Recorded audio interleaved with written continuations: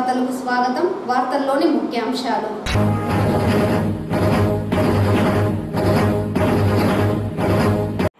తాళం వేసిన ఇళ్లను లక్ష్యంగా చేసుకుని చోరీకి పాల్పడుతున్న వ్యక్తిని అదుపులోకి తీసుకున్న చిత్తూరు పోలీసులు. 10 లక్షల విలువ చేసే బంగారు ఆభరణాలు స్వాధీనం. కేసు నమోదు చేసి రిమాండ్కు తరలింపు.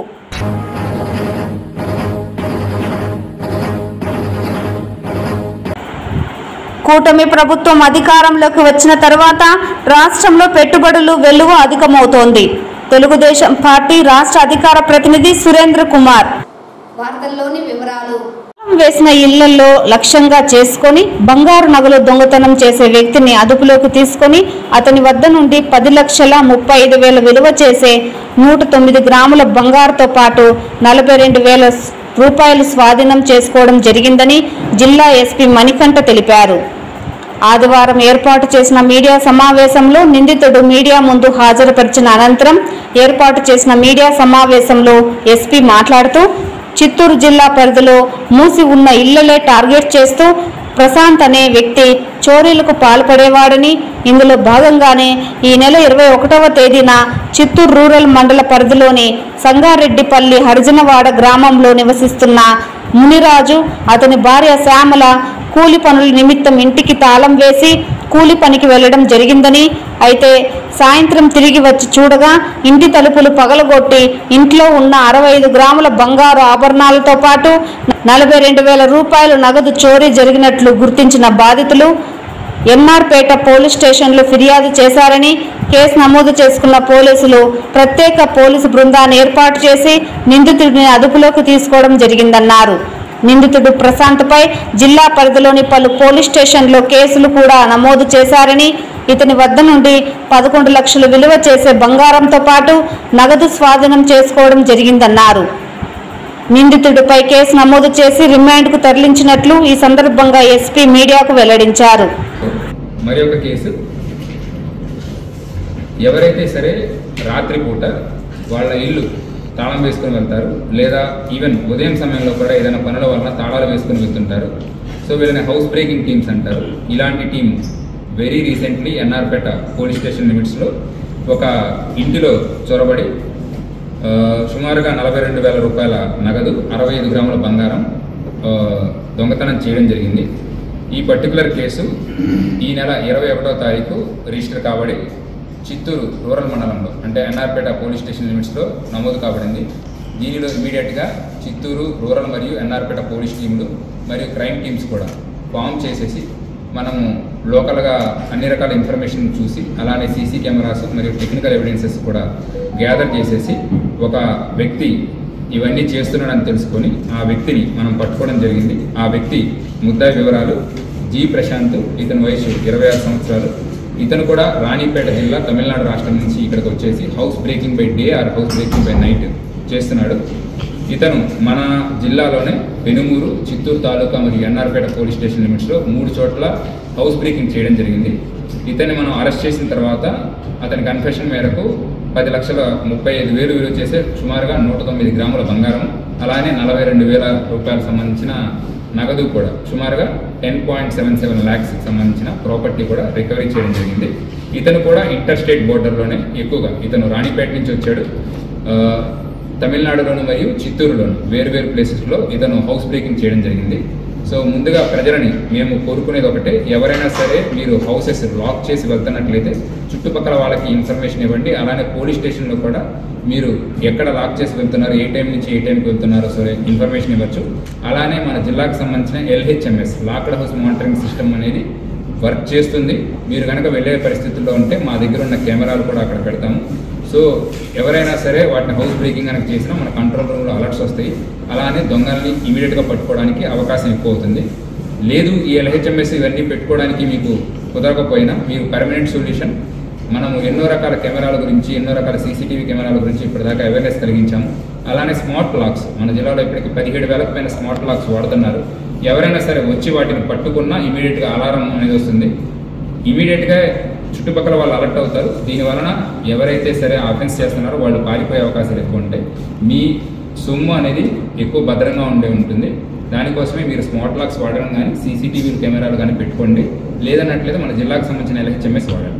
Thank you. కూటమి ప్రభుత్వం అధికారంలోకి వచ్చిన తరువాత రాష్ట్రంలో పెట్టుబడుల వెల్లువ అధికమవుతోందని టీడీపీ పార్టీ రాష్ట్ర అధికార ప్రతినిధి సురేంద్ర కుమార్ తెలిపారు.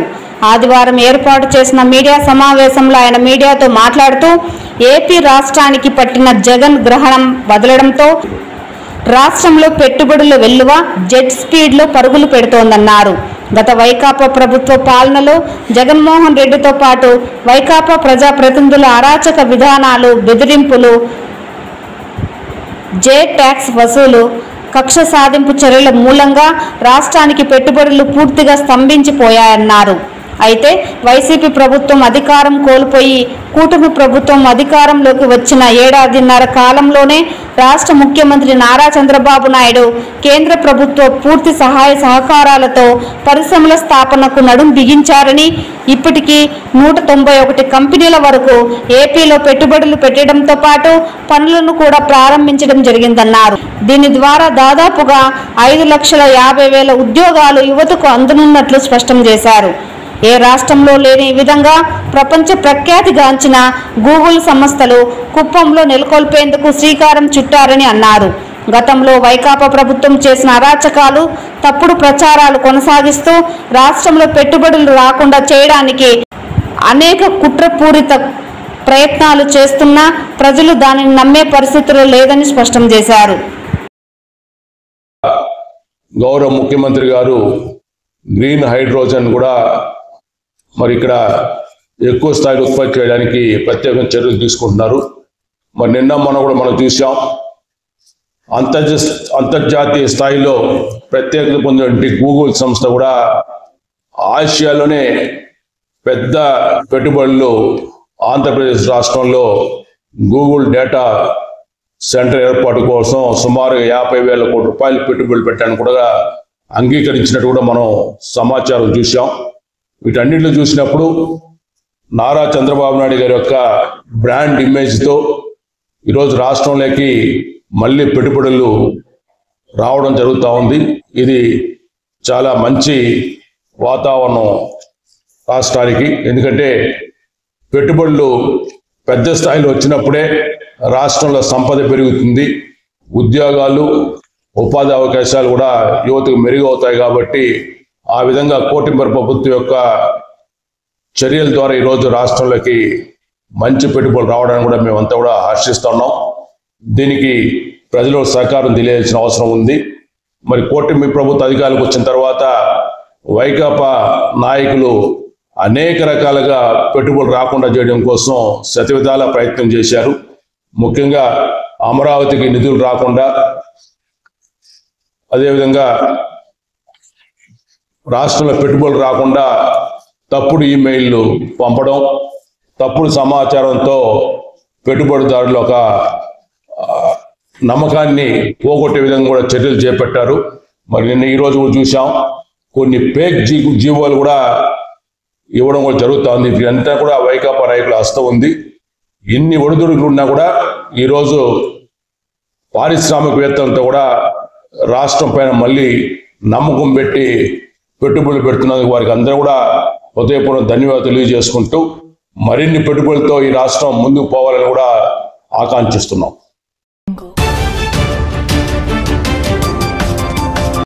4 దశాబ్దాలుగా ఉమ్మడి తెలుగు రాష్ట్రాలలో అజ్ఞాతంగా విప్లవ కార్యకలాపాలు నిర్వహించిన భారత కమ్యూనిస్టు విప్లవకారుల సమైక్యత కేంద్రం నేత కామ్రేడ్ విజయ్ మృతికి సంతాపంగా తిరుపతిలోని జీవకోనలో ఒక సంతాప సభ నిర్వహించారు.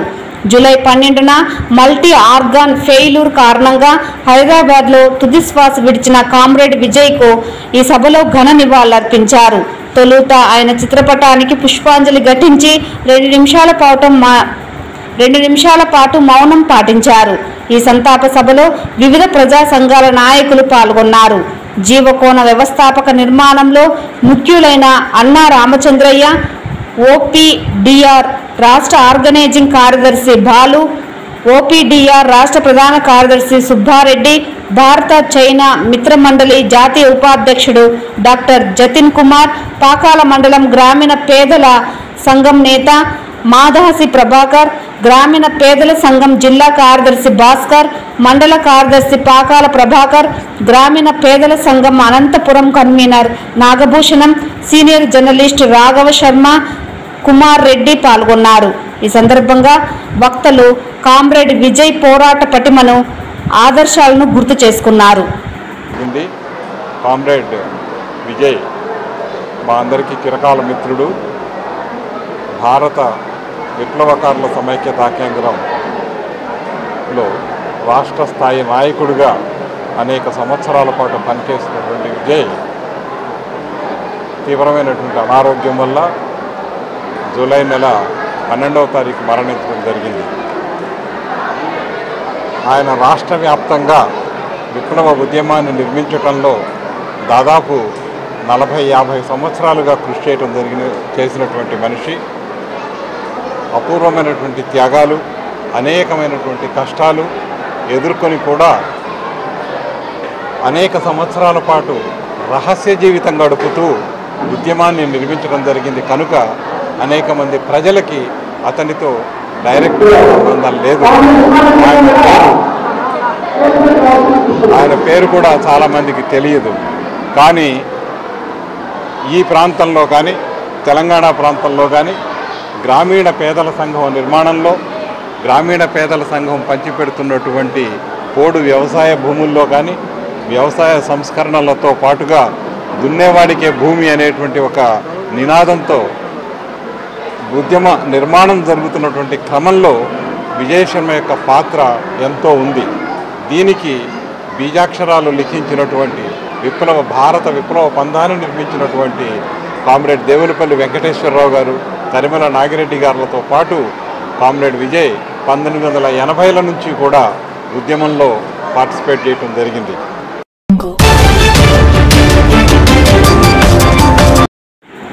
తిరుమలలో నూతనంగా నిర్మించిన యాత్రికుల వసతి సముదాయం 5 భవనాన్ని టీటీడీ చైర్మన్ బిఆర్ నాయుడు, అదనపు ఈవో సిహెచ్ వెంకయ్య చౌదరితో కలిసి శనివారం పరిశీలించారు. భవనంలోని హాళ్లు, కళ్యాణకట్ట, మరుగుదొడ్లు, అన్నప్రసాద వితరణ కేంద్రాలను పరిశీలించి అధికారులకు పలు సూచనలు చేశారు. భక్తులకు ఎటువంటి ఇబ్బంది తలెత్తకుండా అన్ని సదుపాయాలు కల్పించాలని ఆదేశించారు. అనంతరం చైర్మన్ మీడియాతో మాట్లాడుతూ ఇంజనీరింగ్ అధికారులు అద్భుతంగా ఈ సముదాయాన్ని నిర్మించారని అభినందించారు. 2018లో గత టీడీపీ ప్రభుత్వ హయాంలో బోర్డు ఆమోదం తెలిపిన ఈ ప్రాజెక్టు ద్వారా తిరుమలలో యాత్రికుల వసతి సమస్యకు కొంతమేర ఉపశమనం కలుగుతోందని తెలిపారు. ప్రస్తుతం తిరుమలలో 45,000 మందికి మాత్రమే వసతి సౌకర్యాలు ఉన్నాయని, కొత్తగా నిర్మించిన PAC 5లో 2,500 మంది యాత్రికులు సులభంగా వసతి పొందగలరని వివరించారు. భక్తులు ఈ అవకాశాన్ని సద్వినియోగం చేసుకోవాలని కోరారు. రానున్న బ్రహ్మోత్సవాల సమయంలో ముఖ్యమంత్రి నారా చంద్రబాబు నాయుడు చేతుల మీదుగా ఈ సముదాయాన్ని భక్తులకు అందుబాటులోకి తీసుకువస్తామని తెలిపారు. అదనపు ఈవో సిహెచ్ వెంకయ్య చౌదరి మాట్లాడుతూ యాత్రికుల భద్రతను దృష్టిలో ఉంచుకొని నూతన PAC భవనంలో అనేక ఆధునిక మార్పులు చేశామని పేర్కొన్నారు. 2,500 మందికి వసతి సౌకర్యం కల్పించినప్పటికీ అవసరమైతే మరో 1000 మంది యాత్రికులను కూడా సర్దుబాటు చేసుకునే అవకాశం ఉందని వివరించారు. చంటి పిల్లల తల్లుల కోసం ప్రత్యేకంగా మిల్క్ ఫీడింగ్ గది ఏర్పాటు చేశామని చెప్పారు. ఒకేసారి 1,400 మంది అన్నప్రసాదాలు స్వీకరించే విధంగా విస్తృతమైన అన్నప్రసాదాల హాల్ను ఏర్పాటు చేశారు. ప్రథమ చికిత్స కేంద్రం, కళ్యాణకట్ట, అన్నప్రసాద వితరణ కేంద్రం తదితర అన్ని అవసరమైన సదుపాయాలను ఈ భవనంలో కల్పించామని తెలియజేశారు. ఈ కార్యక్రమంలో టీటీడీ సిఈ సత్యనారాయణ, ఈఈలు వేణుగోపాల్, శ్రీనివాసరావు, సుధాకర్, డిప్యూటీ ఈవోలు రాజేంద్ర, సోమనారాయణ, డిఈ చంద్రశేఖర్, విజిఓ సురేంద్ర, ఇతర అధికారులు పాల్గొన్నారు. బ్రహ్మోత్సవాల్లో 24 నుంచి మొదలు కాబోతున్నాయి. అప్పుడు ముఖ్యమంత్రి గారు రాబోతున్నారు. వారి ద్వారా ఈ యొక్క భవనాన్ని ప్రారంభించాలని చెప్పేసి నిర్ణయం తీసుకోవడం జరుగుతూ ఉంది. అదేవిధంగా ఇది ఏదైతే 5 ఫ్లోర్లు నిర్మించారు, సుమారు 2,70,000 స్క్వేర్ ఫీట్. అద్భుతంగా ఉంది. ఇప్పుడే మేము అన్నీ కూడా చూసి వచ్చాము. వాళ్ళందరికీ ఇక్కడే 2 డైనింగ్ హాళ్ళు పెట్టడం, సో వాళ్ళకి అన్నదాన కార్యక్రమం, తలనీలాలు కూడా సమర్పించుకోవడానికి ప్రత్యేక వసతి, అన్ని రకాలైనటువంటి ఈ భక్తులకి ఇది చాలా ఉపయోగకరంగా ఉంటుంది. చాలా బ్రహ్మాండంగా ఉంది. చాలా బ్రహ్మాండమైనటువంటి కన్స్ట్రక్షన్. ఈ వెంటిలేషన్ చూస్తే అయితే చాలా అద్భుతంగా ఉంది. కాబట్టి ఇది వచ్చే నెల బ్రహ్మోత్సవాల సందర్భంగా ముఖ్యమంత్రిచే ప్రారంభించాలని చెప్పేసి ప్రయత్నం చేస్తున్నాం. అదేవిధంగా ఈ యొక్క అవకాశాన్ని భక్తులు సరైన విధానంలో ఉపయోగించుకుంటారని భక్తులందరికీ విజ్ఞప్తి. ఇక్కడ ఉన్నటువంటి ఫెసిలిటీస్ బహుశా ఇదే మొదటిసారి అనుకుంటున్నాం. అంటే మొట్టమొదటి బిల్డింగ్ ఇది. ఇన్ని ఫెసిలిటీస్తో లేటెస్ట్గా ఉండేటట్టుగా మన వాళ్ళు డిజైన్ చేసి కట్టడం జరిగింది. చాలా అద్భుతమైనటువంటి కట్టడం. ఈ సందర్భంగా దీనికి సహకరించినటువంటి టీటీడీ ఇంజనీరింగ్ డిపార్ట్మెంట్ అయితే ఉంది, కాంట్రాక్టర్లు ఏవైతే ఉంది, వాళ్ళందరికీ కూడా ప్రత్యేకమైనటువంటి శుభాకాంక్షలు, ధన్యవాదాలు.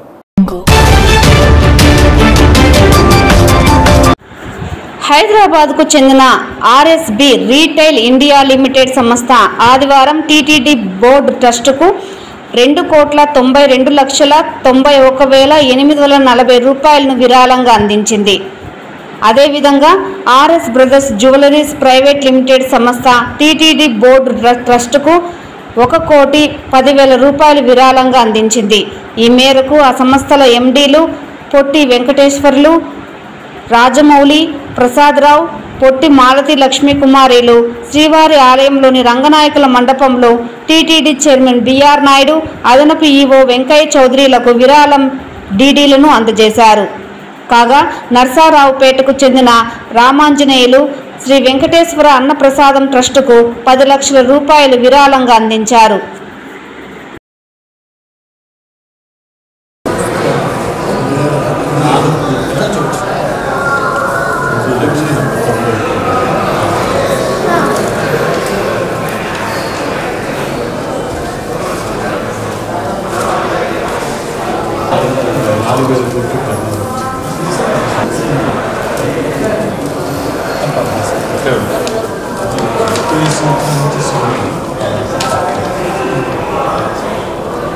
బిజినెస్ స్టార్ట్ చేసుకోవాలి అని టర్న్